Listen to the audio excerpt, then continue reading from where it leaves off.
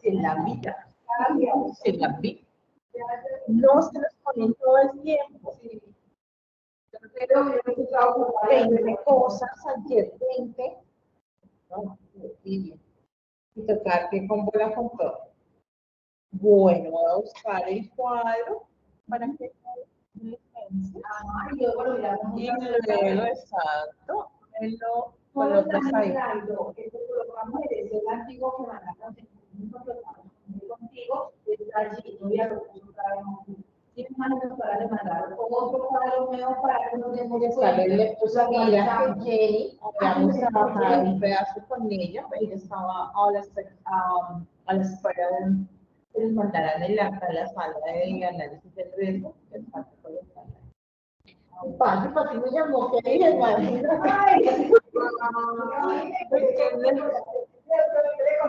esperen.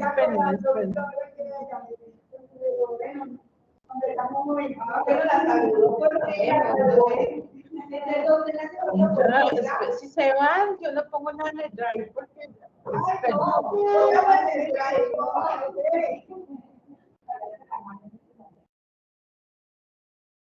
debo tenerla acá borrada. Nos ponen archivo, nos ponen una cosa. La doctora.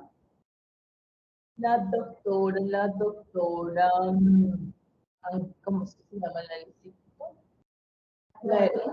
No. Carolina.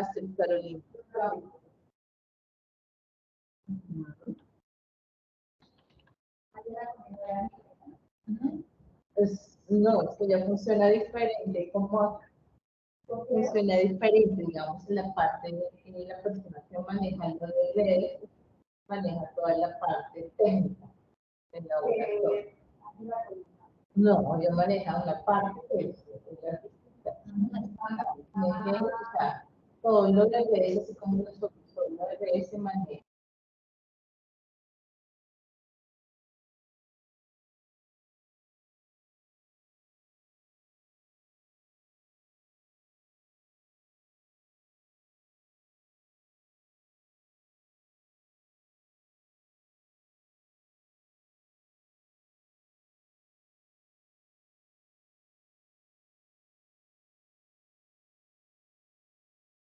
Doctor Orlando, ¿cómo está? ¿Cómo le ha ido? ¿Me escucha? Sí, lo escucho perfectamente, Giovanni. Ok, perfecto. Vamos a hacer una cosa. Estamos haciendo ensayo de sonido y voy a verificar quiénes son las personas que van llegando para determinar quiénes faltan y así poder darle inicio a este webinar que vamos a tener el día de hoy. La dinámica que usted me explicaba era colocar las diapositivas y a partir de las diapositivas colocar la pregunta en la cual yo le voy a indicar a cada persona cómo tiene que contestar y tienen 3 minutos para su respuesta. Es correcto. La primera, pues, esa es la imagen donde estamos todos ahí con el título y todo eso, ¿sí? Perfecto. Después, nos presentas, de acuerdo a lo que te mandé ahí, y después, primero de la introducción que la voy a dar yo, ¿sí? Perfecto. Y ya después usted empieza primera pregunta y tratar de que cada quien no se tarde más de 3 minutos en la respuesta. Está perfecto. Yo voy a llevar el tiempo y le voy a indicar más o menos cómo va a ser eso. Voy Sí, a sentar las personas al frente para que se sienten al frente y puedan tener la visión al público que va a estar en este momento. Ahí lo va a tener ustedes en cámara ahorita cuando los vea sentados al frente. Y usted es el cierre. Correcto, yo hago el cierre, yo hago las conclusiones y me despido y bueno, y es rápido. Va a ser muy exitoso este webinar y va a generar mucha discusión y mucho aprendizaje. ¿Listo, doctor Orlando? Con mucho gusto. Deme unos minutos, yo como la presentación aquí en este computador para que podamos empezar. Estamos muy bien de tiempo. Ok, perfecto.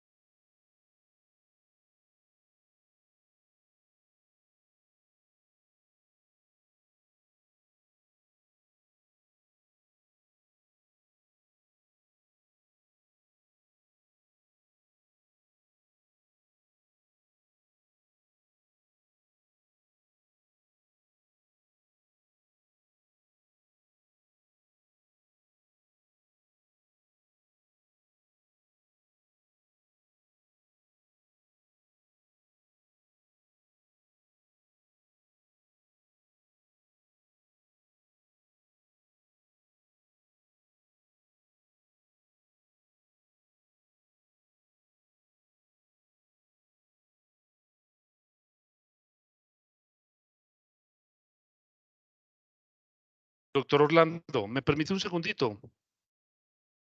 Sí, claro, dígame. Estoy cambiando la presentación de mi computadora al computador de la sala. Deme 2 Sí, minutos más para que podamos empezar. con mucho gusto, claro que ¿Listo? sí. Además, porque la mesa anterior acaba de terminar, entonces estamos aquí acomodando las cosas. Deme un segundito, por favor, nomás. Estamos bien. También está el doctor Germán. No sé si puede abrir la cámara. Bueno, la cámara está a nivel general. Bueno, Ya le voy a indicar quién se encuentra aquí en este momento para que usted tenga claridad de quiénes están. ¿Listo? Deme un sí, segundito, por favor. sí. Ya, Buenas doctor tardes. Germán. Ya apareció. Buenas tardes. ¿Cómo están?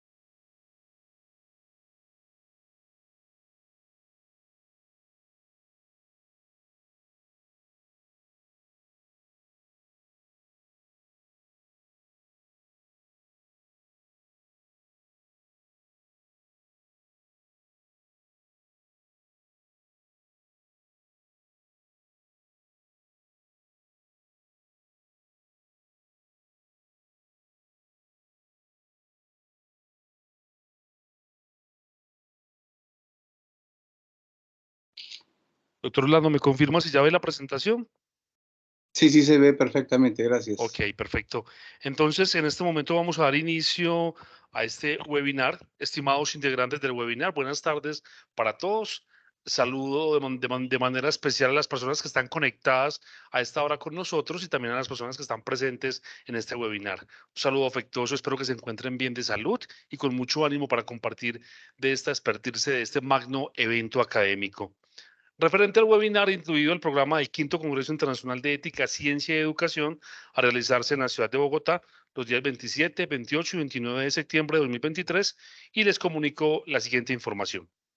El título del webinar es La ética y derechos humanos en investigación clínica, el rol de los comités de ética. Entonces, se hace una clara intervención de cada una de las personas que va a estar acá a través de una pregunta que se va a realizar, que ahorita el doctor más adelante va a hacer una presentación general, ¿cierto, doctor Orlando?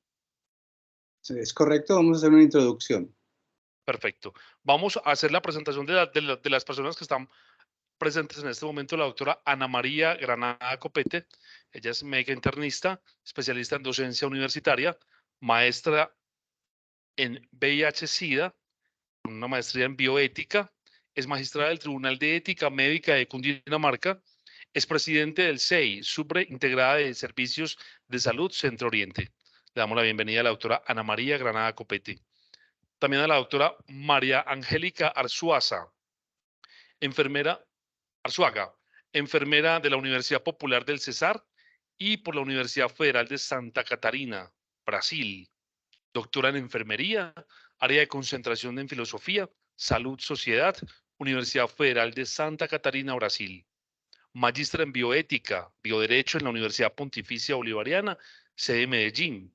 Es magíster en educación y desarrollo comunitario de la Universidad Sur Colombiana.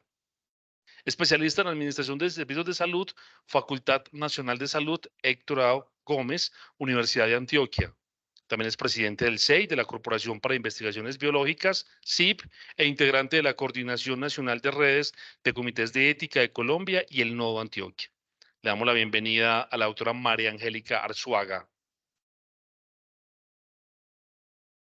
Saludamos al doctor Germán Alberto Moreno Gómez. Él es doctor en Salud Pública, Instituto Nacional de Salud Pública de México. Es magíster en Epidemiología Clínica de la Pontificia Universidad Javeriana. Es presidente del Comité de Ética e Investigación del Instituto del Sistema Nervioso de Risaralda. Y le damos la bienvenida al doctor Germán Alberto Moreno Gómez. De igual manera, saludamos al doctor Luis Gustavo Celis. Él es director de la Red Latinoamericana de Comités de Ética e Investigación Clínica, RELAT-SEIC. Es profesor asociado de la Facultad de Medicina de la Universidad de La Sabana, en Colombia. Y de igual forma también saludamos al doctor Orlando Londoño Toro. Él es médico cirujano de la Universidad Autónoma de Nueva León, en México. Es licenciado en Derecho con Economía, especialista en Derecho Sanitario, presidente del Comité de Ética de Investigaciones en Monterrey, Nuevo León, México, y es director y fundador de Responsabilidad Médica Legal desde el año 2018. Y el doctor Orlando va a ser nuestro coordinador de este webinar. Doctor Orlando tiene la palabra. Muchas gracias. Ante todo, bienvenidos a las personas que respondieron a nuestra invitación para participar en este cuarto Congreso Internacional de Ética, Ciencia y Educación. Tenemos la fortuna de contar con invitados de una expertise bastante alta y referente al tema que vamos a hablar aquí, sobre lo que son los comités de ética, ¿sí? La ética y cómo trascendemos. Para esto vamos a hacer una pequeña introducción para las personas que nos escuchan y que seguramente, pues, para algunos de ellos es algo que no tienen mucha información. La ética en la investigación clínica en seres humanos se basa en principios fundamentales como son la autonomía, la beneficencia, la no maleficencia y la justicia. Estos principios guían la conducta ética en la investigación en seres humanos, asegurando que los participantes sean tratados con dignidad y respeto. La protección de los derechos humanos en la investigación se logra a través de rigurosas regulaciones normativas, tanto nacionales como internacionales. Estas garantizan que los participantes estén informados adecuadamente y den un consentimiento informado de manera libre y voluntaria. El consentimiento informado es en esencial, ya que nos asegura que los participantes comprendan los riesgos y beneficios de la investigación. Esto se obtiene de manera ética y adecuada, respetando la capacidad de toma de decisiones de cada individuo o participante. Las personas vulnerables y poblaciones especiales merecen una protección especial en la investigación clínica. Se debe abordar sus necesidades de manera cuidadosa y considerada. Recordemos que la gestión de conflictos de intereses y la divulgación de la información es relevante y es crucial para mantener la integridad de la investigación y de los mismos participantes.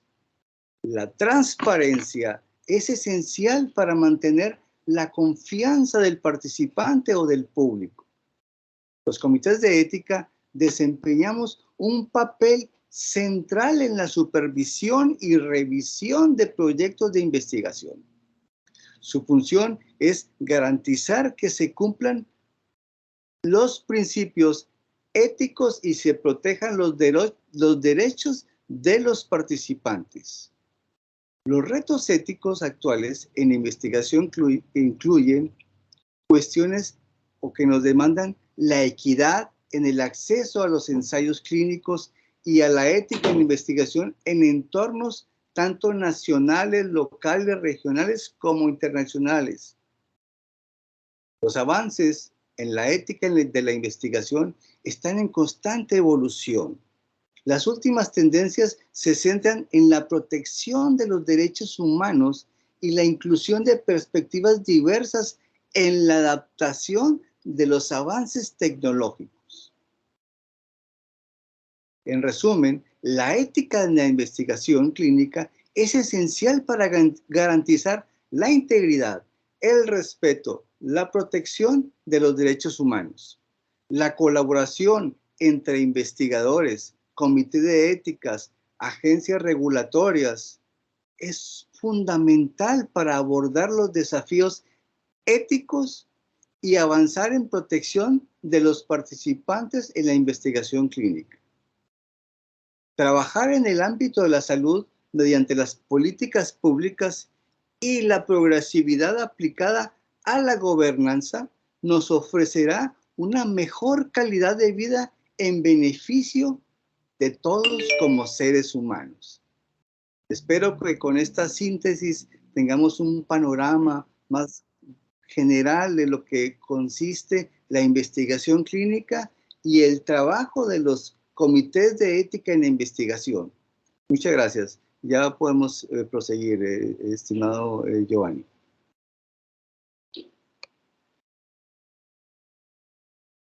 Bueno. Ok, la dinámica que vamos a tener en este momento va a ser la siguiente. En la pantalla va a aparecer una pregunta y yo voy a indicar quién va a iniciar a dar la respuesta. Vamos a tener 3 minutos de lapso de tiempo entre la respuesta de cada participante. Cuando falten 30 segundos voy a alzar la mano para que usted más o menos vaya midiendo cómo va a hacer el ejercicio. ¿Les parece? Ok, les voy a pasar este micrófono para que puedan contestar y se pueda escuchar. Vamos a empezar con la primera pregunta. Vamos a pasarla por acá. Segundito. Muy bien. Aquí está la primera pregunta.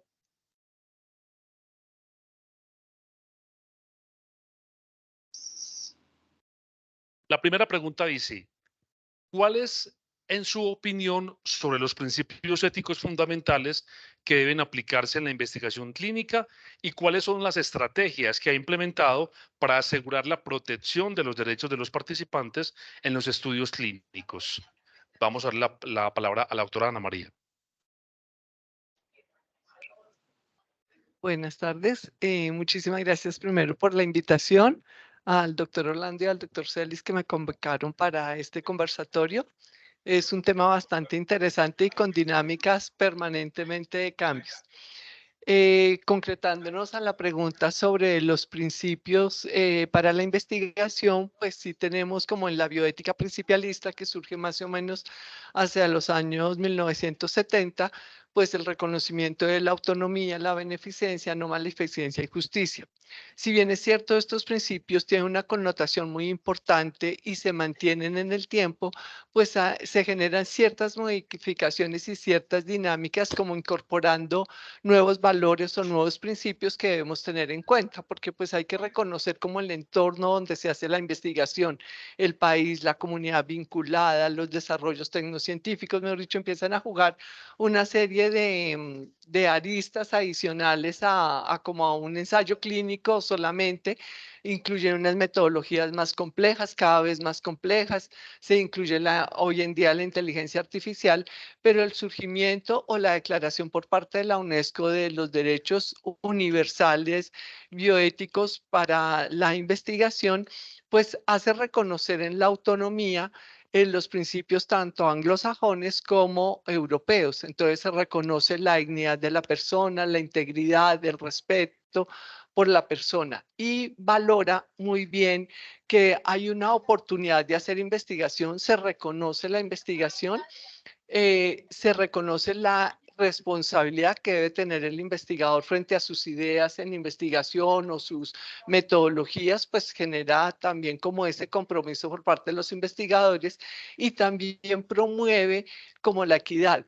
Que las investigaciones, la innovación llegue a la mayor cantidad de población posible. Pues esto va también a tener unas dinámicas de diferentes circunstancias, pero pues promueve eso, ¿no? Que seamos sensibles a lo que se está investigando llegue a la mayoría de la población. Hemos tenido dificultades históricas porque muchísimas veces se ha visto que el 90% de la investigación solo llega al 10% de la población y es la población que a nivel mundial la puede pagar esa innovación o esa investigación nueva que surge. Entonces se pretende es que haya un mayor reconocimiento de las diferentes poblaciones que hay a nivel mundial, las diferentes comunidades y poder abarcar un mayor número de población frente a las investigaciones que se generan, a las nuevas investigaciones. Creo que sería como mi visión desde los principios. Seguimos, continuamos con el doctor Luis Gustavo Celis Regalado. Buenas tardes, también mi agradecimiento a los organizadores, al doctor Rolando Londoño, también al profesor Víctor Eligio Espinosa, que ha organizado este maravilloso congreso. Y adicionalmente quisiera comentar que yo también soy el presidente del capítulo de comités de ética de la Asociación para el Avance de la Investigación Clínica en Colombia. Ya centrándome en la pregunta, una de las rutas que tenemos nosotros son los principios éticos de Ezequiel y Manuel que utilizamos en la investigación clínica. Los famosos 8 principios en que se destaca, por ejemplo, la necesidad de un consentimiento informado, la selección justa de los participantes. Se destaca también, diríamos, la evaluación por un ente independiente, que es lo que hace un comité de ética, que tiene que haber una asociación colaborativa entre el investigador y la comunidad, que aquí hay experiencias interesantes en Colombia, donde el investigador principal se sentó con la comunidad y hicieron el desarrollo del protocolo, los criterios de inclusión y exclusión fueron hechos diríamos, en conjunto, también la validez científica del experimento, si tiene del ensayo clínico, si tiene un impacto social. Entonces, esa es una autopista que tenemos los comités precisamente a la hora de evaluar un ensayo clínico. Ahora, ¿cómo los comités implementamos la protección de los derechos humanos y la protección de los sujetos? Eso está, diríamos, en la normativa nacional e internacional. A nivel internacional tenemos la Declaración de Helsinki, tenemos las normas de armonización de buenas prácticas clínicas, que actualmente estamos en la versión E6R2, creo que este año saldrá la R3, y en Colombia básicamente la 8430 y la 2378, que son las que rigen la investigación en seres humanos y los ensayos clínicos en el país. Adicionalmente, hay leyes concomitantes. Por ejemplo, está la Ley de Protección de Datos, está, por ejemplo, el Código de Infancia y Adolescencia, porque recuerden que también ensayos clínicos se hacen también con personas que son menores de edad. Entonces, todo ese tipo de normativa nacional e internacional, el comité se tiene que acoger e implementarlas a la hora de hacer un ensayo clínico. Y eso es donde se ve reflejado en los criterios de evaluación que utilizan los comités para evaluar los ensayos clínicos y no solamente evaluarlos, sino hacer seguimiento. Eso también es importante. Los comités no solamente son meros aprobadores de estudios, sino que ellos también tienen que hacer seguimiento en el tiempo para garantizar los derechos de los sujetos.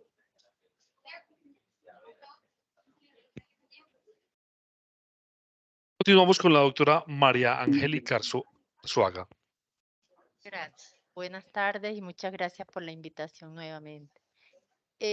Los comités de ética, para adicionar asuntos aún no mencionados por mis colegas de panel, tienen una labor muy grande en custodiar los derechos de los potenciales participantes y de los participantes, de cuidarlos, pero también de alguna manera de velar por los investigadores también digamos, en el contexto de esa investigación.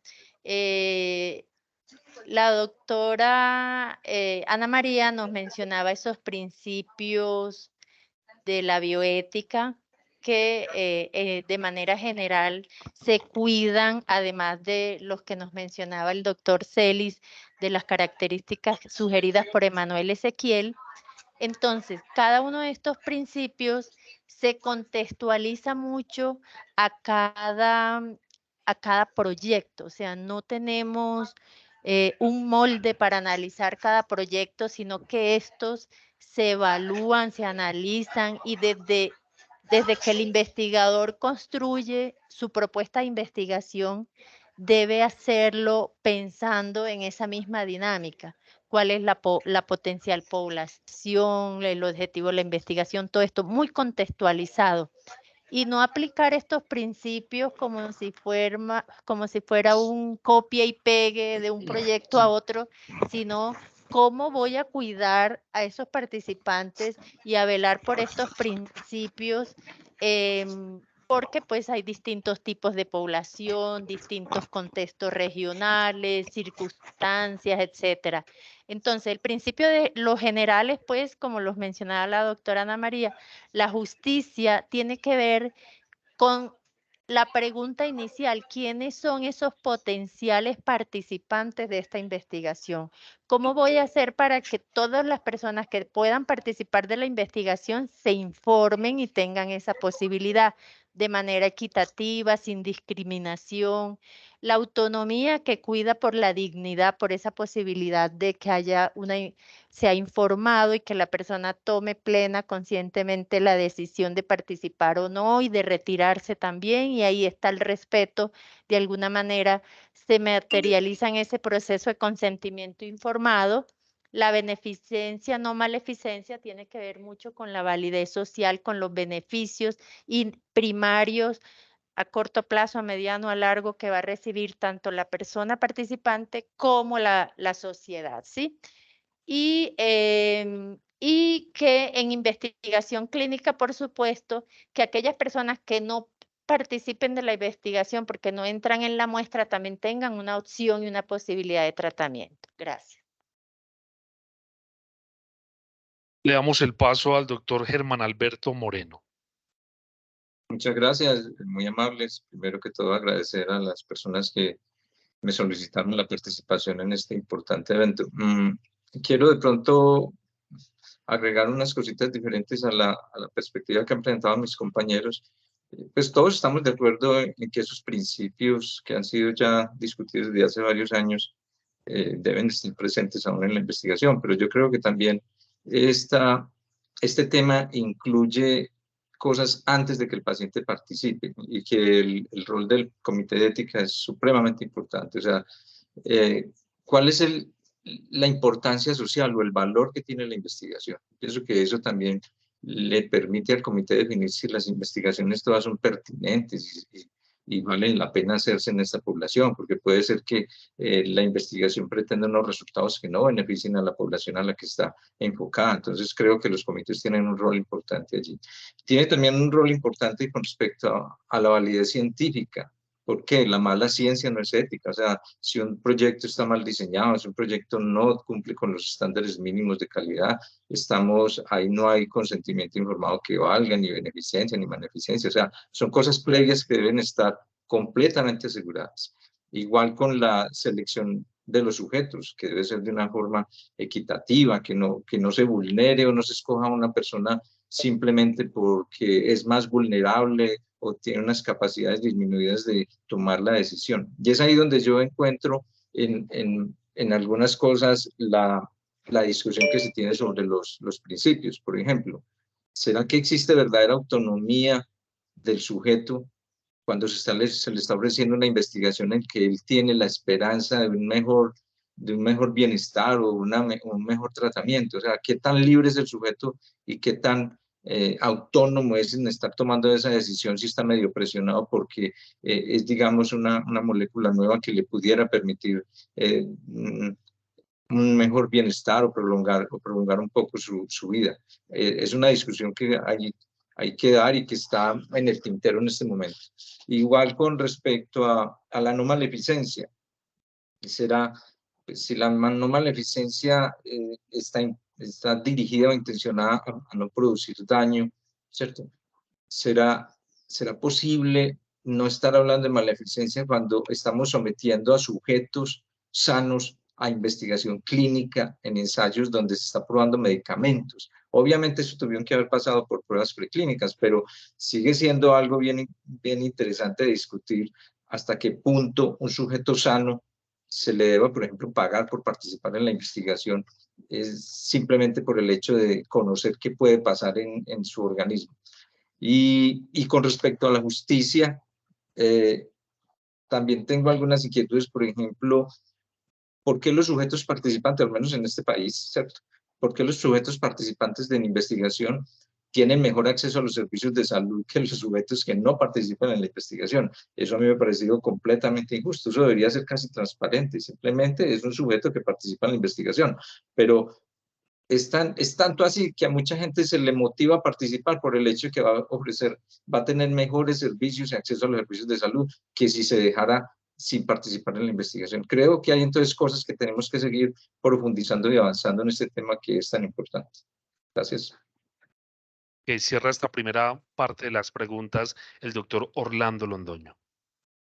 Bueno, muchas gracias. Muy interesantes los conceptos de nuestros invitados.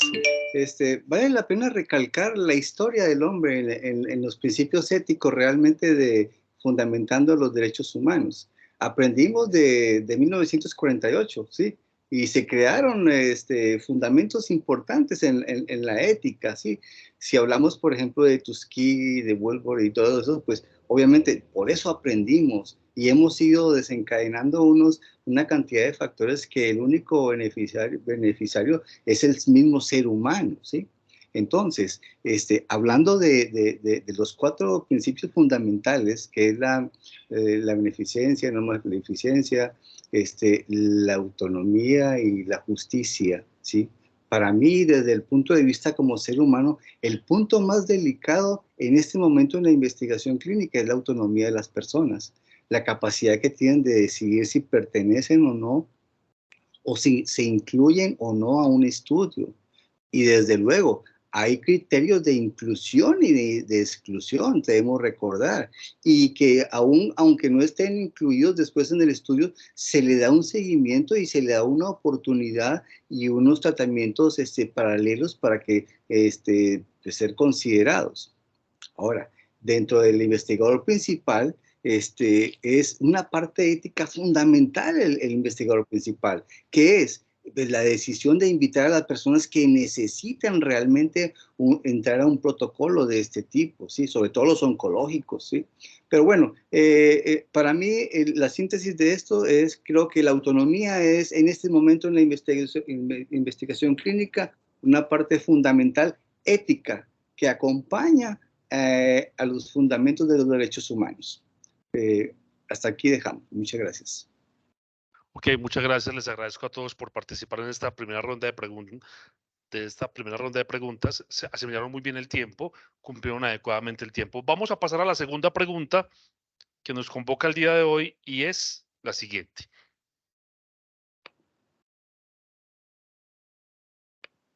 Como integrante de un comité de ética en investigación, ¿cree usted que las leyes y regulaciones actuales satisfacen las necesidades contemporáneas de la investigación clínica en seres humanos? Inicia esta ronda de preguntas la doctora María Angélica Arzuaga.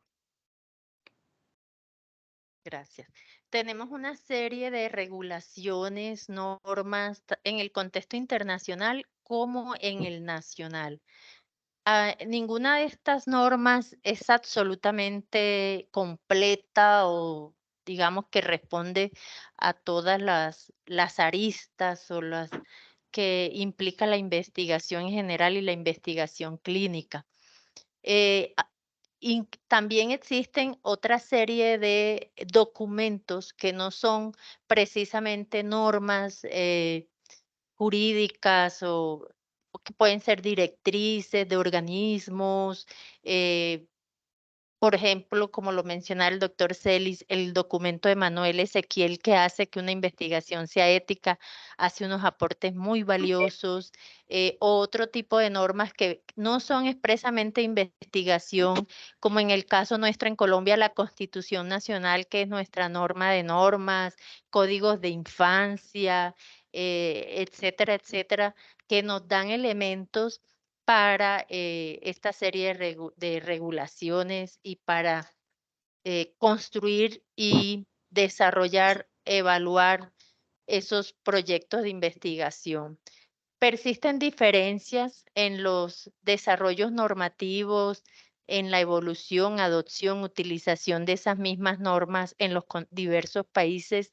eh, y pienso que ellos, cada una de estas normas, eh, hace aportes a ese desarrollo en ciencia y tecnología, investigación clínica.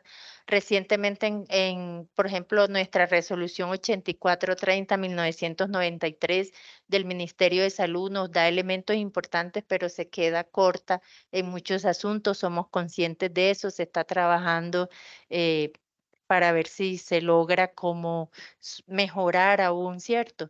Y bueno, estoy de acuerdo con lo mencionado por el doctor Germán en su intervención anterior, que un proyecto, una investigación, para que sea ética debe estar adecuadamente construida también desde lo metodológico y como quien dice, desde la primera palabra hasta la última, ¿sí? Entonces, em, hay que estar reflexionando constantemente desde que surge una idea de investigación sobre todos estos asuntos y ir perfeccionando cada vez esa investigación y utilizar todos estos insumos que estas normas y documentos orientadores nos proporcionan, que son perfectibles, sí, pero nos dan unos insumos valiosos. Gracias. Continuamos con el doctor Luis Gustavo Celis. Antes de empezar, yo quisiera hacer una precisión. Los comités de ética e investigación clínica son comités que son certificados por la Agencia Regulatoria de Medicamentos en cada país. En el caso de Colombia, INVIMA. Entonces, eso es una diferencia importante de un comité de ética, por ejemplo, académico o de un comité de ética, bioética asistencial, porque tienen unas atribuciones y unas responsabilidades legales que le da la norma, que pueden ir desde suspender un ensayo clínico hasta sancionar.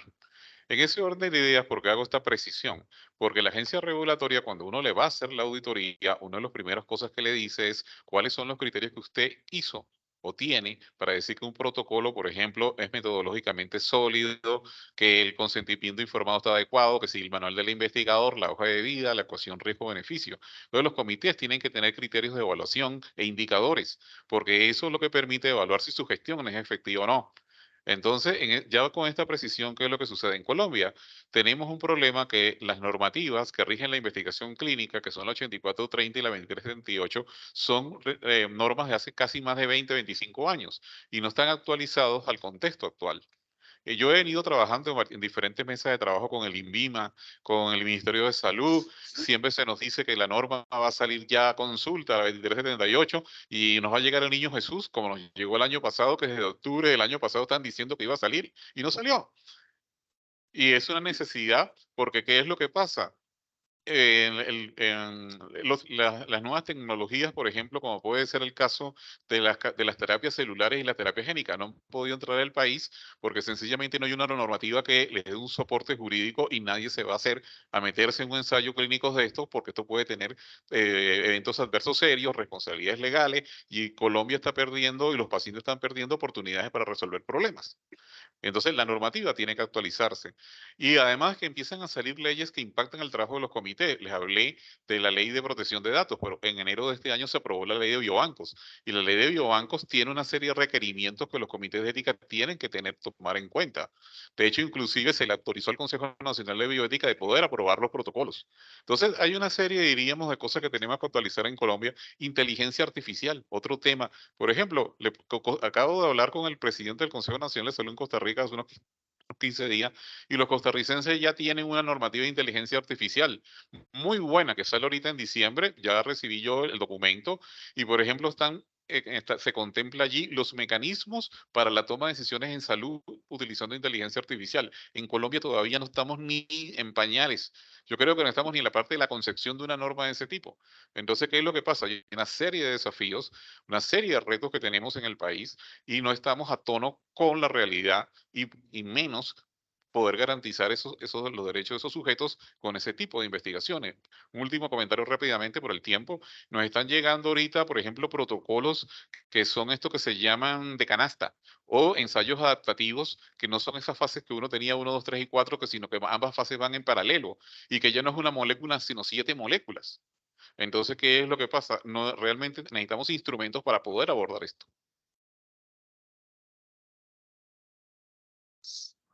Continuamos con el doctor Germán Alberto Moreno. Bueno, la pregunta es muy concreta. Si las regulaciones actuales satisfacen las necesidades. Yo creo que no las satisfacen, muy bien lo ha dicho el doctor Celis. La norma más actual es la 2378 del 2008, estamos hablando de 15 años, y si nos vamos a la que regula la investigación en salud, es del año 93, la resolución 3400, o sea, estamos completamente desactualizados de los nuevos temas y de las nuevas realidades en investigación clínica. Y yo voy a hacer como una lista de temas pendientes que creo yo que nos generan en los comités muchas dificultades y a veces complicaciones para interpretación de lo que existe en la norma a la luz de esas nuevas realidades. Lo comentaban los colegas, el uso de tecnología para obtención del consentimiento informado. La pandemia puso al INVIMA también a sacar resoluciones para obtener consentimiento informado electrónico. Eso se ha evaluado. ¿Qué significa eso? ¿Se podrá hacer? ¿Es válido? Si estamos hablando de autonomía del paciente cuando se toma un consentimiento a través de una llamada telefónica o correo electrónico. Muy complicado eso y eso no está claro. Lo dijo muy bien el doctor Celis, la diferenciación entre la investigación clínica con medicamentos y la investigación académica. Eso debe estar diferenciado porque de lo contrario va a generar muchas dificultades para su evaluación y seguimiento. Los incentivos a participantes e investigadores, un tema supremamente importante y que tiene muchas aristas también para tomar. La investigación médica futura, muchos de los proyectos que nosotros evaluamos toman muestras para investigación médica futura. De eso se tiene que hablar en la nueva norma, creo yo, es un tema pendiente. La complejidad que lo acaba de decir el doctor Celis, los protocolos en canasta tipo Vázquez, que aprovechan 7 moléculas para un mismo tipo de tumor o varios tumores con la misma molécula. ¿Cómo se va a manejar eso desde el punto de vista no solamente de la evaluación con el comité de ética, sino de lo que significa la carga de trabajo y los incentivos o los pagos a los comités?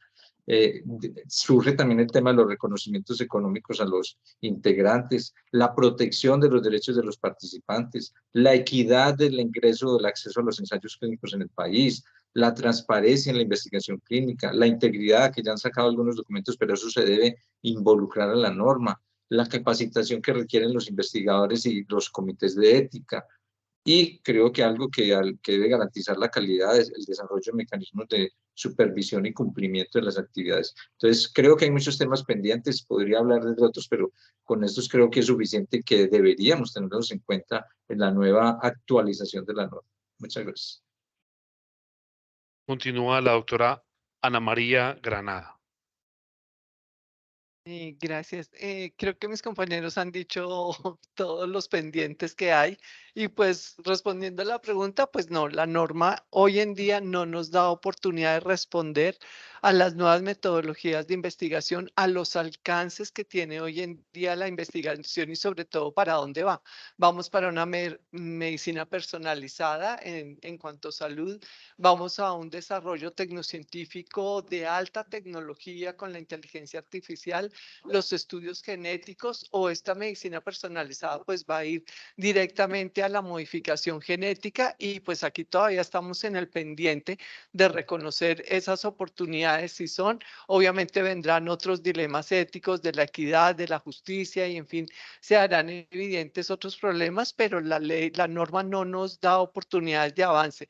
Ya tenemos problema con estos trabajos de investigación tan complejos como anunciaba el doctor Celis, de metodologías tipo canasta, metodologías adaptativas, y realmente creo que también uno de los problemas es la no visibilidad del requerimiento de nombrar investigadores como tal, con tiempo definido y posibilidades de acción, al igual que los comités de ética en investigación, ¿no? Nos ven como algo que se sienta a aprobar y no es ese el sentido del comité de ética, ¿no? Entonces requerimos también como de la oportunidad de definir como estos oficios, estas oportunidades y que son bastante exigentes.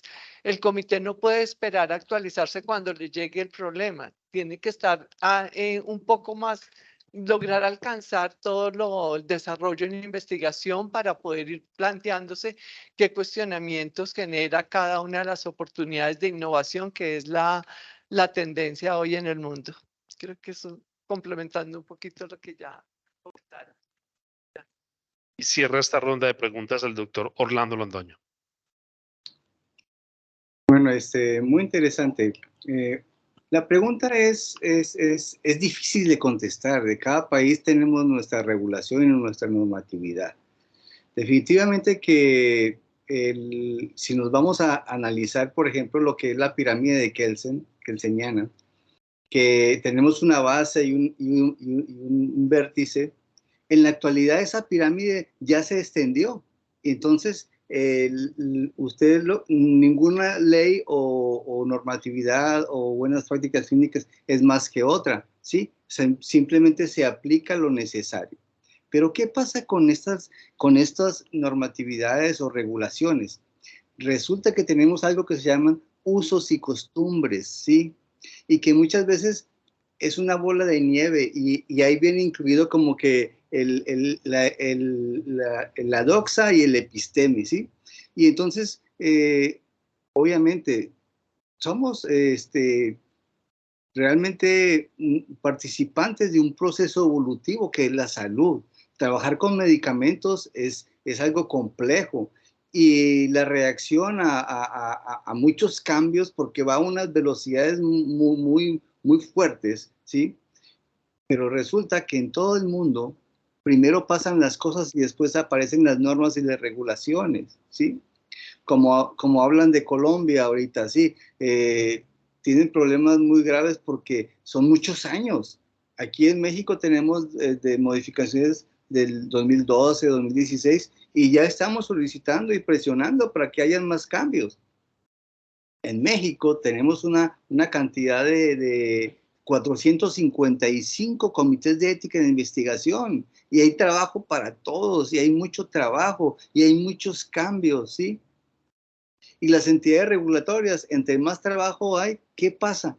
Más lentos, porque es una cosa exorbitante, ¿sí? Entonces, definitivamente que siempre va a haber ese rezago de las leyes, ¿sí? Porque nunca aparecen primero las leyes, no. No es como el ajedrez, que uno se sabe las reglas y nos sentamos a jugar ajedrez, no. En esto, primero aparecen los cambios y detrás vienen los reglamentos, las normativas, las leyes, la ley federal, la ley, ¿sí? Y se aplican. Y nos toca adaptarnos. Esto es adaptativo, pero también recordemos algo que es muy importante. El tipo de personas que estamos en los comités somos personas que tenemos un método científico, ¿sí? Y hablar del tiempo y en relación con lo que mueve todo esto, las economías mundiales. Entonces, hay que tener una precisión de esto, de que las leyes siempre van después de, no antes. Es todo. Muchas gracias. Bueno, vamos a la tercera pregunta que nos convoca el día de hoy, que es, ¿cuáles son los elementos clave que se consideran al obtener un consentimiento informado ético en su Comité de Ética de Investigación 6? Inicia esta ronda de preguntas el doctor Germán Alberto Moreno. Bueno, este es un tema supremamente importante y muy bien lo decía el doctor Orlando, porque toca el tema de la autonomía directa del paciente. Entonces, en el comité tenemos especial cuidado con esto y consideramos en primer lugar el tiempo, el modo y el lugar. ¿Qué significa esto? O sea, eso no puede ser a la carrera. Un procedimiento de toma de consentimiento en investigación clínica del comité que yo presido y que tiene que ver con pacientes con enfermedad mental, toma como mínimo 4 horas. 4 horas el procedimiento de consentimiento informado. Y entonces eso implica tener el tiempo necesario. El médico o el investigador principal no puede estar haciendo esto pues a la carrera o de afán, no. Tiene que tener tiempo, tiene que tener un espacio cómodo con la suficiente privacidad, que el paciente se sienta bien, que el paciente pueda comprender adecuadamente lo que se le está diciendo, que él entienda que puede retirarse en cualquier momento de la investigación, que no va a ser sancionado si no acepta su participación o que se va a discriminar después, que no se le va a dar la atención que se requiere. Eso tiene que ser muy bien entendido por el paciente, que entienda muy bien la protección de la privacidad y de la información que se va a manejar.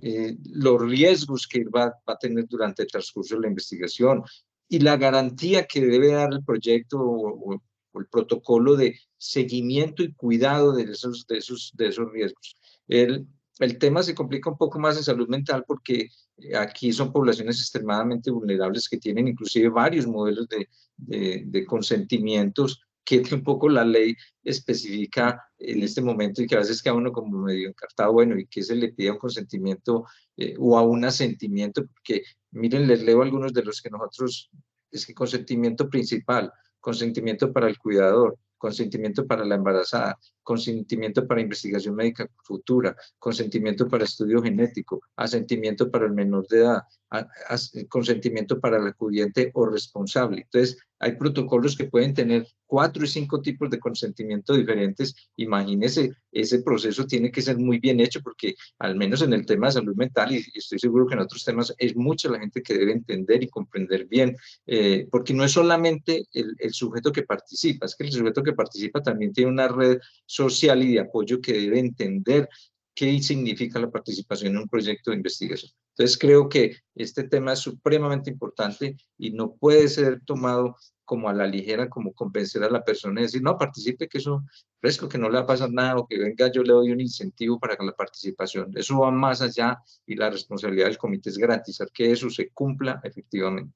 Gracias. Continúa la doctora Ana María Granada. Muchísimas gracias.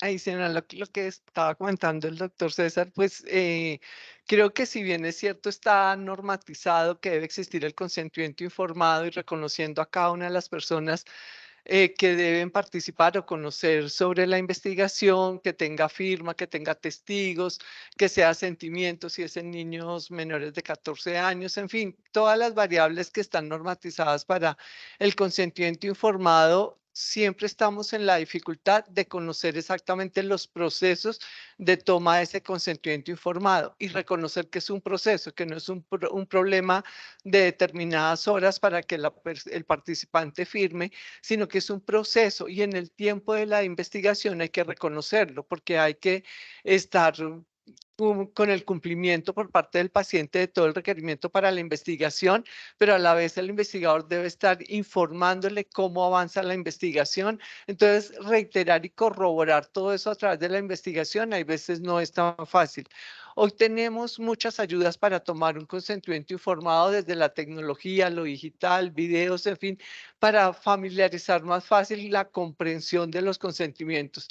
porque por lenguaje, por traducción, son muy difíciles. Las traducciones no son óptimas, a pesar de tener un certificado de traducción, hay veces no es el lenguaje de la población y casi que tendría que tener un glosario para hablar con el participante en la investigación, y esos son detalles que favorecerían la comunicación, y hay veces eso no lo tenemos tan presente o poderlo evidenciar, ¿no? Porque uno le pregunta al investigador, ¿y cómo es el proceso? Y él le describe un proceso, pero la aplicación de ese proceso o que el comité pueda acercarse a los participantes, siendo su responsabilidad los sujetos participantes de la investigación en el sentido de su protección.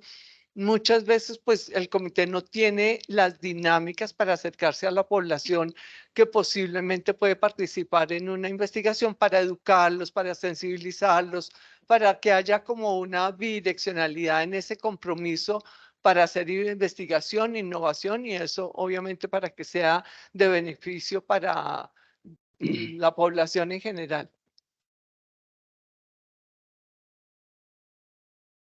Continúa la doctora María Angélica Arzuaga. Bueno, es importante anotar que en los comités de ética en investigación hemos identificado demasiados problemas relacionados con el proceso de consentimiento informado, demasiados.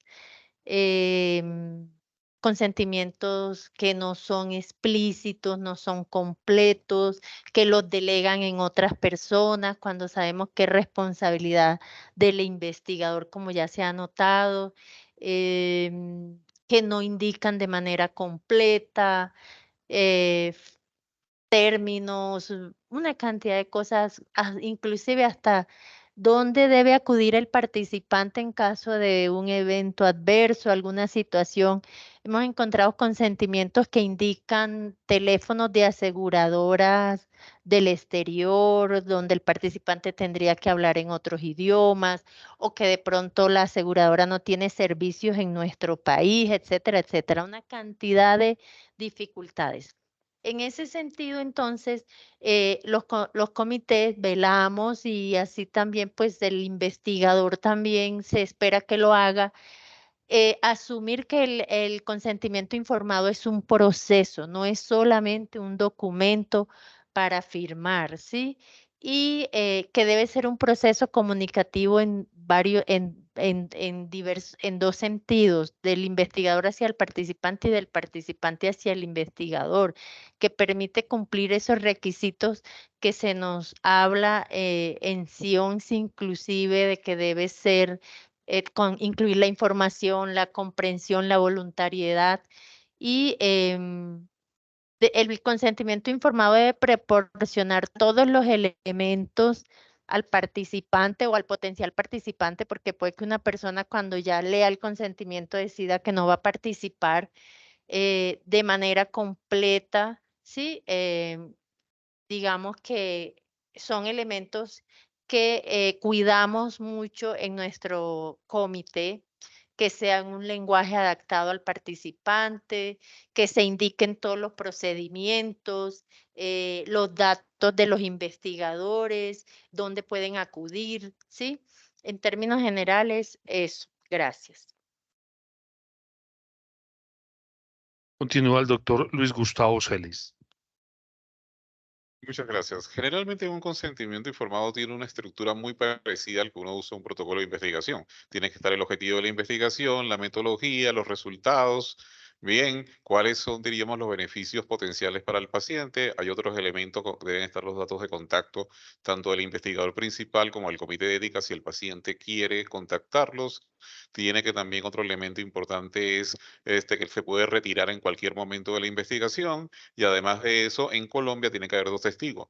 La nueva normativa que se está trabajando en las mesas que yo he estado va a bajar de 2 testigos a 1 por las dificultades de conseguir testigos. Y aquí viene otro problema, y es el hecho de que los testigos tienen que ser imparciales. Por ejemplo, y no tienen que estar vinculados laboralmente con la institución donde se hace la investigación. Uno no puede ser, por ejemplo, un testigo, el guachimán, el portero o el celador, como le dicen en Colombia, que puede pasar, no, Manuel, ¿me puedes venir a firmar acá que necesito una firma? No, está totalmente prohibido porque hay una relación de subordinación con el director. ¿Quién le va a decir al portero al director que no? O a una secretaria. así sea de otro departamento. Tienen que ser personas que no están relacionadas con la investigación. Entonces, esa es una de las desviaciones del protocolo que a veces uno consigue, que los testigos no son testigos imparciales. Por otro lado, viene el tema de cuando son, por ejemplo, muestras genéticas que se van a tomar para hacer análisis moleculares, la normativa en Colombia y el INVIMA nos exige que tiene que haber un consentimiento especial. Por ejemplo, este caso es un consentimiento genético. Entonces, no solamente hay un consentimiento principal, sino un consentimiento genético, o puede haber otros consentimientos, por ejemplo, asentimiento, cuando son casas de menores. Voy a entrar en un tema rápidamente que me parece importante y es lo que aquí en Colombia no lo tenemos, que son los famosos consentimientos colectivos, informados colectivos. Esto yo los he visto en Centroamérica. Por ejemplo, es interesante que revisen la norma, el convenio 69 de la Organización Internacional del Trabajo, de la OIT.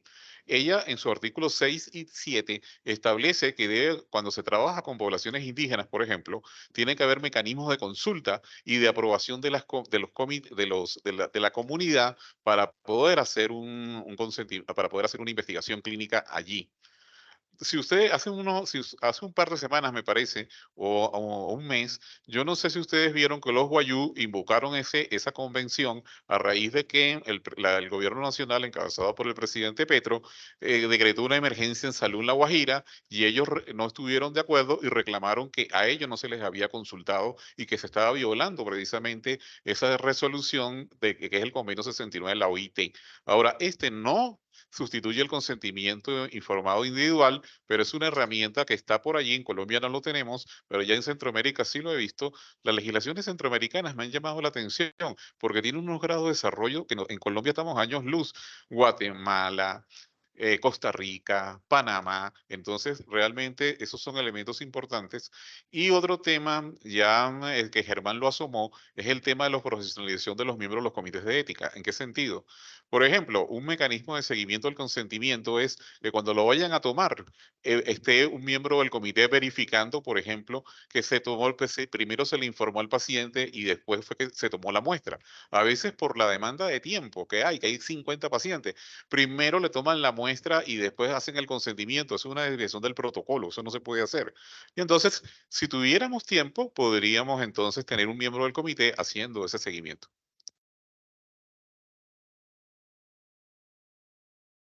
Cierra este panel de preguntas el doctor Orlando Londoño. Gracias. Bueno, las aportaciones muy puntuales. Les comento que cuando terminé mi tesis de mi especialidad en Derecho Sanitario, lo hice sobre consentimiento informado. El consentimiento informado es un documento que tiene la capacidad de reflejar la autonomía del paciente y que debe ser bidireccional, ¿sí? Como lo dijo la doctora Arzuaga, o sea, entre el investigador principal y el paciente o la persona que va a estar incluida en el estudio. Hemos visto una cantidad de cambios en las últimas 2 o 3 décadas. Yo recuerdo cuando inicié en investigación clínica, un consentimiento eran 2 hojitas, 2 hojas, ¿sí? Era el nombre del estudio, el investigador principal, y si usted acepta o no, y estaba en el CRF ahí 2 hojitas. Hoy en día recibimos consentimientos, ¿sí? Para estudiarlos y analizarlos hasta de 75 hojas, donde las 2 últimas hojas donde firma la persona y los 2 testigos, ¿sí? Este consentimiento tiene 26 puntos según la Conbioética en México y según las pautas de la CIOMS en sus 25 puntos tienen una cantidad de variantes y que han ido cambiando, pero lo importante de esto, lo más importante es la protección de esa autonomía del paciente, ¿sí? Desde luego, las moléculas que se estudian, la pretensión es el beneficio de todos nosotros, no solamente los pacientes, sino de todos, porque nunca sabemos cómo va a cambiar la salud de todas las personas, ¿sí? Entonces, el consentimiento es ese documento donde necesitamos realmente aplicar mucho tiempo, con mucha responsabilidad. Ahora, desafortunadamente, los comités de ética, que mínimo deben de ser de 6 personas, ¿sí? puede ser el de comité de ética, investigación o el de bioseguridad, ¿sí? El consentimiento es ese documento donde debe tener desde quién analice cada parte de ese documento, porque es muy extenso, ¿sí? Desde cómo se llama el estudio, qué pretende el estudio, qué molécula es, si el investigador principal tiene las características idóneas para llevar esa investigación. Hemos tenido estudios de pediatría que los quiere llevar un psiquiatra, ¿sí? Y todo eso debe ser regulado por alguien, ¿sí? Ahora, dentro del grupo de los que pertenecemos a los comités de ética, pues se implica mucho tiempo, ¿sí? Y entonces el consentimiento en el comité de ética es el núcleo central de todo, ¿sí? Porque de ahí se van a tomar las decisiones, ¿sí? Entonces, es un documento que mínimo debe ser enviado a los integrantes, mínimo con 3 días de 72 horas para que realmente lo estudien y lo analicen, ¿sí?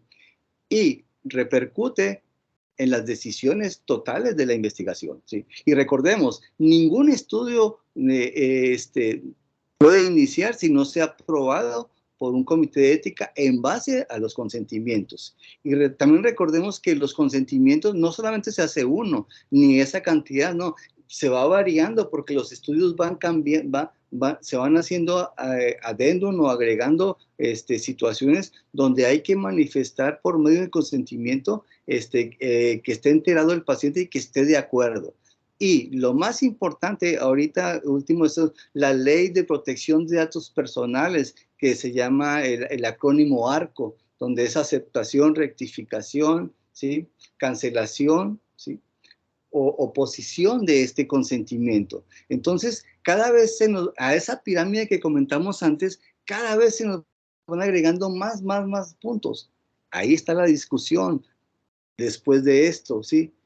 ¿Qué tanto implica la economía de los integrantes de los comités en el análisis de los consentimientos informados si lleva tanto tiempo, ¿sí? Entonces, sigue siendo y seguirá siendo ese documento que es para mí es lo más sagrado dentro de un comité de ética. Gracias. Okay, muchas gracias. Vamos a pasar a la cuarta pregunta. No olviden que el tiempo límite para responder es de 3 minutos. Y pasamos a la cuarta pregunta. ¿Cuál es su evaluación a corto plazo de la contribución financiera individual de los miembros del SEI? Inicia esta ronda de preguntas el doctor Luis Gustavo Celis. Muchas gracias. Al final de mi intervención anterior, y que yo hablaba que tener miembros del comité, chequeando que el consentimiento informado se tomara de manera correcta, la doctora Ana María me decía tiempo y recursos. Claro, ¿por qué? Porque el tiempo de la gente es importante y en este orden de ideas tuvimos un webinar hace 2 semanas, me parece, donde estuvo el doctor Orlando Londoño, el doctor Germán Moreno, que lo hicimos en el marco del capítulo Comité de Ética de Investigación Clínica de Avanzar, sobre la importancia del reconocimiento de honorarios a los miembros de los comités. ¿Por qué? Acaba de decir Orlando que son 75 páginas un consentimiento. Si ustedes han visto un ensayo clínico, cuando le llega al comité, no son menos de 20, 25 documentos y hay que leerse entre 400 y 500 páginas. Entonces yo no le puedo pedir a una persona, a un médico, que se vaya hasta Chía con la cola que hay de ida y de vuelta, que puede ser hora y media en horas pico, 3 horas de su tiempo de gratis. Bien, es decir, y esto tiene que ver con lo que yo decía hace un momento de la profesionalización. El INVIMA nos está exigiendo de que los comités de ética, sus miembros se profesionalicen y que ojalá se dediquen exclusivamente a esas tareas. Es decir, a trabajar y evaluar los ensayos clínicos para garantizar el derecho de los sujetos de investigación. El problema es que es complicado porque ¿quién les paga? Hay comités que no le pagan a sus miembros, o hay instituciones que no le pagan a sus miembros. Entonces, ¿qué es lo que ocurre? Puede haber descargas de tiempo, pero las descargas de tiempo no compensan. Si usted va a ver en un día 3 protocolos y cada uno de 400 páginas, ¿cuántas horas le toma eso? Es decir, y la ética no riñe con que a uno le paguen, es decir, sencillamente es un trabajo profesional como cualquier otro y sencillamente de acuerdo a su experticia y de acuerdo a sus conocimientos, es lógico que se les pague. Ahora, los honorarios varían de comité a comité, hay tarifas diferenciales, hay comités que pagan horarios fijos, otros depende de los sometimientos, que es una de las cosas que tengo preocupación. Hemos trabajado en el capítulo comités, si podríamos sacar un manual tarifario, obviamente respetando la visión, porque no es lo mismo tener instituciones públicas que privadas, pero sí es importante. De hecho, Ezequiel Emanuel tiene un estudio, un artículo del 2012, me parece que es, donde él comparaba comités que le pagaban y comités que no le pagaban. Y los comités que sí le pagaban funcionaban mucho mejor que los que no, porque los que no lo veían como un favor. Entonces, claro, si a mí no me pagan, lo veo como un favor. ¿Qué pasa? El riesgo son los sujetos de investigación en este tipo de ensayos. Y un último comentario rápidamente, creo que tengo tiempo, y es decir también que los comités de ética no solamente son meros aprobadores de estudio o seguimiento, también son un espacio de participación ciudadana. Es decir, hablando de derechos humanos, un comité de ética es un espacio de diálogo social. Bien, porque es el que vela por el derecho de los individuos y también de la comunidad. Y hay una figura que es el representante de la comunidad, que en Colombia no está totalmente reglamentada, porque cada comité ha tenido que nombrar un representante a su saber y entender, no hay un criterio.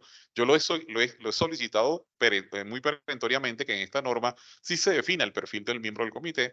Y por último, la necesidad que tienen los comités, aunque la norma 23 de 78 no lo dice en cuanto a su composición, es que tenemos que tener un abogado. Un abogado porque se presentan situaciones, porque una cosa es lo que a uno le parece y otra cosa es lo que la norma es. Entonces también los abogados son miembros importantes, por ejemplo, para revisar el tema de los consentimientos, el tema de las pólizas de seguro. ¿Qué pasa? El INVIMA ahora nos dio una directriz de que debemos aceptar los seguros internacionales. Es decir, y que no tienen necesidad de representación en Colombia, sino que solamente además que el que activa la póliza es el investigador principal, no es el paciente, pero que si hay un representante internacional, un seguro internacional, es la CRO, el investigador o el patrocinador, quienes activan la póliza, pero que no tienen que tener representación local. Esa es una directriz. Y lo último, con esto cierro, de que ahora la póliza de seguro tiene que cubrir los miembros del comité de ética, no solamente el paciente, sino los miembros del comité. Es una directriz que nos dio el INVIMA, porque como tenemos responsabilidad legal, también somos sujetos de demanda.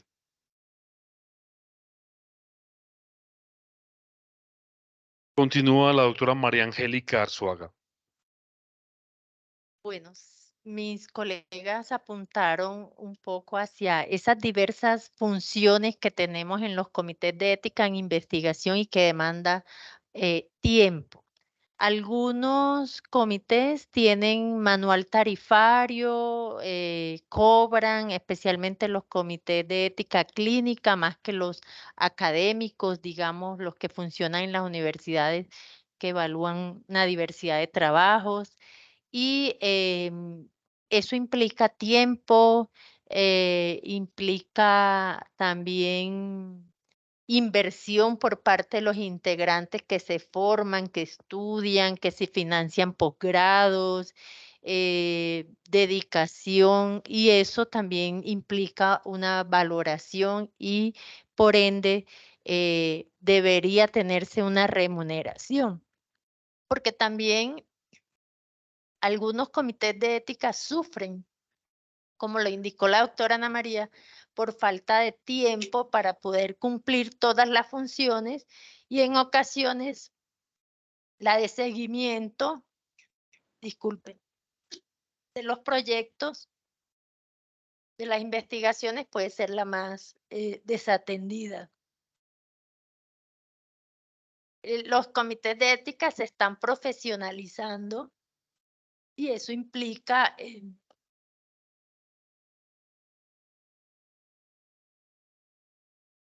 que sí deberían ser remunerados. Continúa la doctora Ana María. Muchísimas gracias. Pues estoy totalmente de acuerdo en que se requiere tiempo y recursos para poder desempeñar todas las tareas que tiene un comité. Yo he pensado que una de las modificaciones que habría que hacer a esto de comité de ética en investigación es quitar la palabra comité, porque el comité es una reunión puntual para resolver un problema.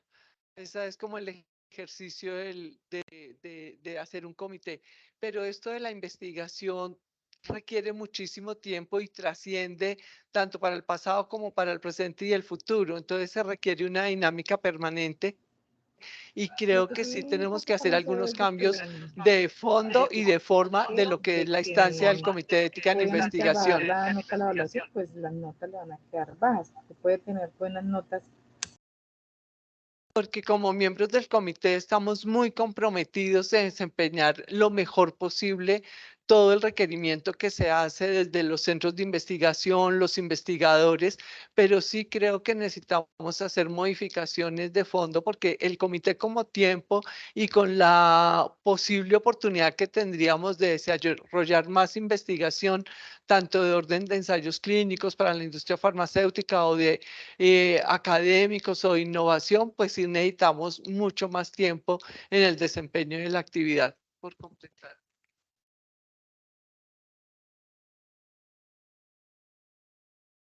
Continúa el doctor Germán Alberto Moreno.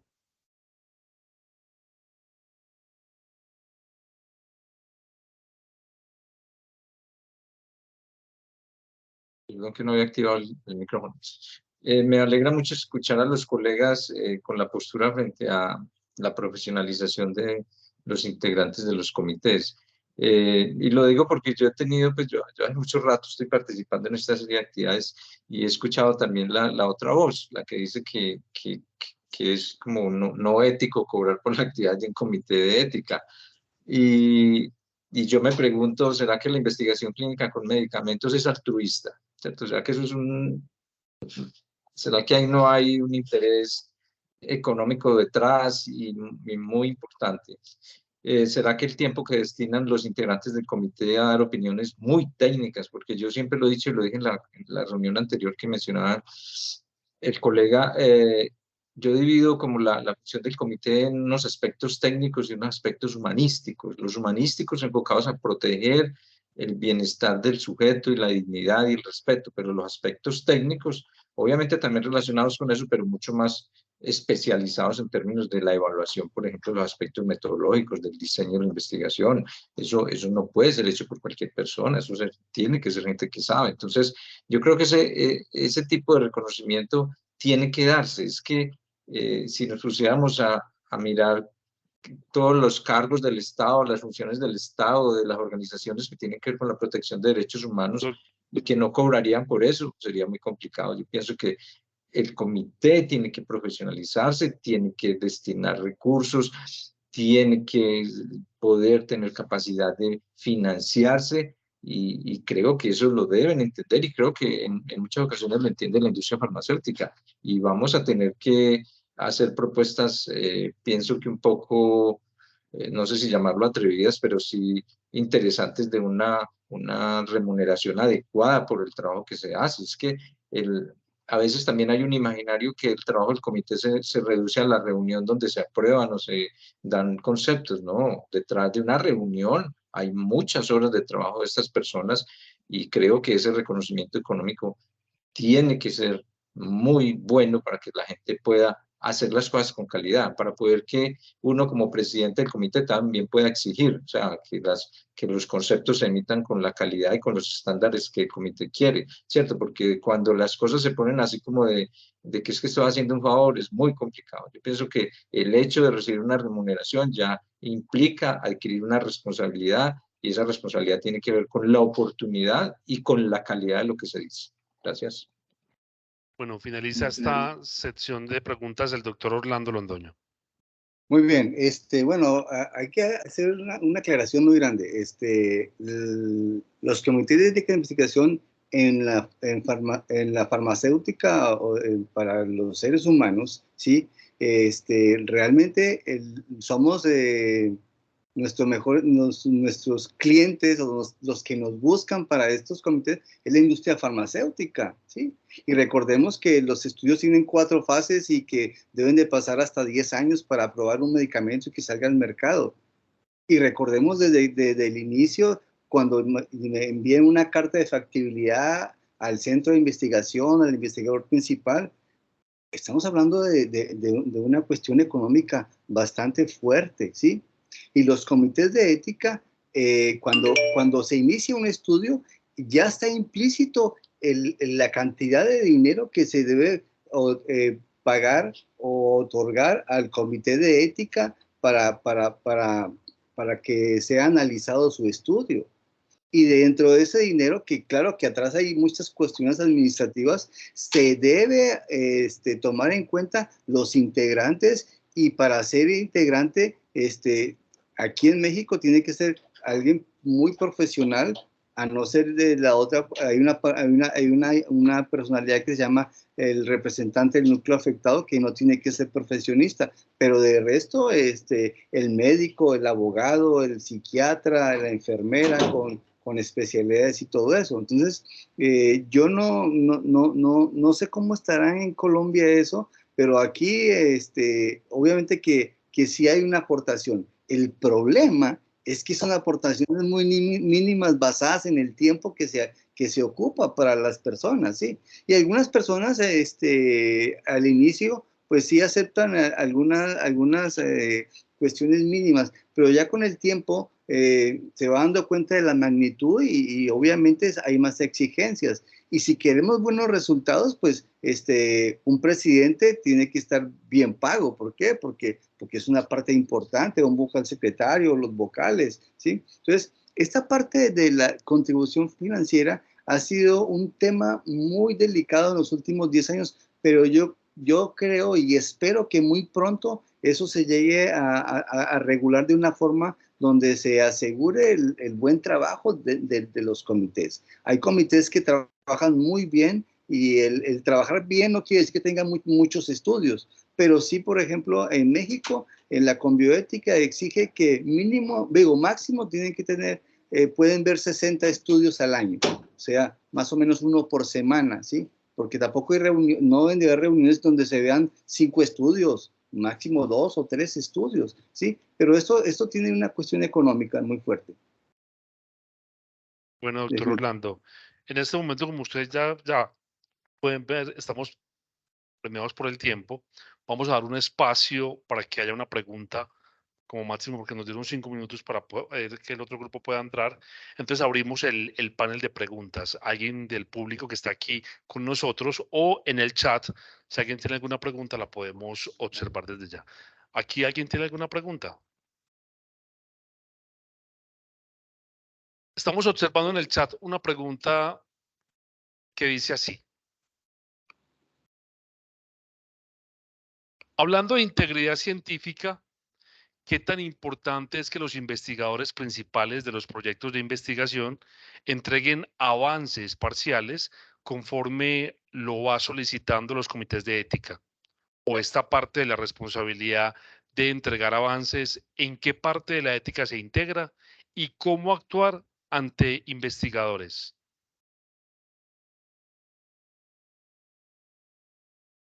Miren, esos son uno de los mecanismos de seguimiento que tienen normalmente los comités de ética y que están en algunos países consolidados, y es que los investigadores presenten informes de avance. ¿Por qué?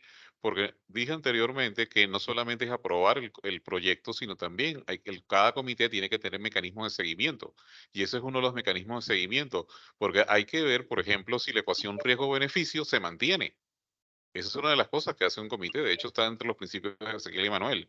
Hay que ver, por ejemplo, si se retiraron sujetos y por qué se retiraron, o si el comité dio de bajas, las estrategias de adherencia se han cambiado. Es decir, los informes, eso está dentro de la normativa. El hecho que haya informes de avance, también tienen que haber informes anuales de protocolo de finalización del proyecto, o si el proyecto dura varios años, además, un informe de mitad de año y un informe a final de año. También uno puede citar el investigador principal si se requiere. Pero no quería dejar de lado la última pregunta que me pareció importante, que cuáles son los retos que tenemos los comités. Los retos son muchos. Por ejemplo, ya hemos hablado de la profesionalización, ya hemos hablado, diríamos, del tema de los pagos, pero hay retos que son la capacitación. Los miembros de los comités tenemos que estar capacitándonos permanentemente, y por eso alabo este espacio, que es importante, porque en qué no lo podemos saber todo. Entonces, no solamente son los ensayos adaptativos, no son los ensayos de canasta, son el tema de las pólizas de seguro, son el tema de las nuevas leyes que aparecen. Tenemos que prepararnos y capacitarnos. Y precisamente recordé ahorita de ese webinar que les comenté que montamos en Avanzar con el capítulo del Comité de Ética. Uno de los miembros del comité, de los invitados, hablaba de que ellos pagaban bien. ¿Por qué? Porque eso les asegura en el tiempo que los miembros no se vayan. Porque capacitar un miembro del comité es una tarea bastante costosa y requiere tiempo, porque esto no es una cosa así de la noche a la mañana. Entonces, para mantener a los miembros en el tiempo y tener un equipo sólido, ellos pagan. Entonces, y pagan bien. Ahora, el problema es que no tenemos un manual tarifario y eso es lo que realmente hace. Aquí, Orlando, como te dije en otra oportunidad, hay gente que no les paga a los comités. Y además de eso, se da el caso en algunas instituciones, no, eso es parte de tu horario laboral o de lo descargo de tiempo, pero eso no compensa, porque son 800 páginas que hay que leerse de documentos. Y se me pasó algo rápidamente con el consentimiento informado, es que tiene que ser un lenguaje sencillo que el paciente entienda. Está de moda ahora implementar consentimiento electrónico, entonces son retos que tenemos los comités y para eso tenemos que prepararnos. Bueno, Muy le doy la bien. palabra al doctor Orlando para que él pueda ir haciendo el cierre. A ustedes muchas Sí, gracias pues por la atención. Doctor Orlando, tiene la palabra. bueno, ante todo, muchas gracias. El factor tiempo, como ya sabíamos, este tema es de mucho tiempo, muchas horas, pero bueno, las conclusiones son pequeñas, pero a la vez difíciles de cumplir, ¿sí? El apego a los principios fundamentales y éticos en los derechos humanos y en la investigación clínica va aunado a la respuesta del trabajo que tenemos los comités, ¿sí? La protección del ser humano nos va a beneficiar para tener más avance y por ende que las políticas públicas y la salud en investigación clínica, pues tengamos una gobernanza apropiada para representar la calidad de vida del ser humano, ¿sí? Eso es fundamental. Lo otro es el rezago en la regulación en todos los países, sobre todo hispanoamericanos. Tenemos un rezago bastante y que creo que hay que implementar hasta carreras relacionadas con simplemente la investigación clínica en seres humanos. Y lo otro es el consentimiento informado, que sigue siendo el gold estándar del éxito de una investigación clínica. Desde luego que hay muchas aristas y hay muchas modificaciones y que tenemos que trabajar en ello, pero lo más importante es trabajar con pasión. Y tener una concientización de que las personas son los más beneficiados de esto. Yo les agradezco a todos por su aportación, de su experiencia, su expertise, y seguramente nos vamos a ver en otros eventos en otras partes. Muchas gracias y feliz tarde para todos. Hasta luego, muchísimas gracias. Gracias a Muy todos. amable. Gracias. Gracias.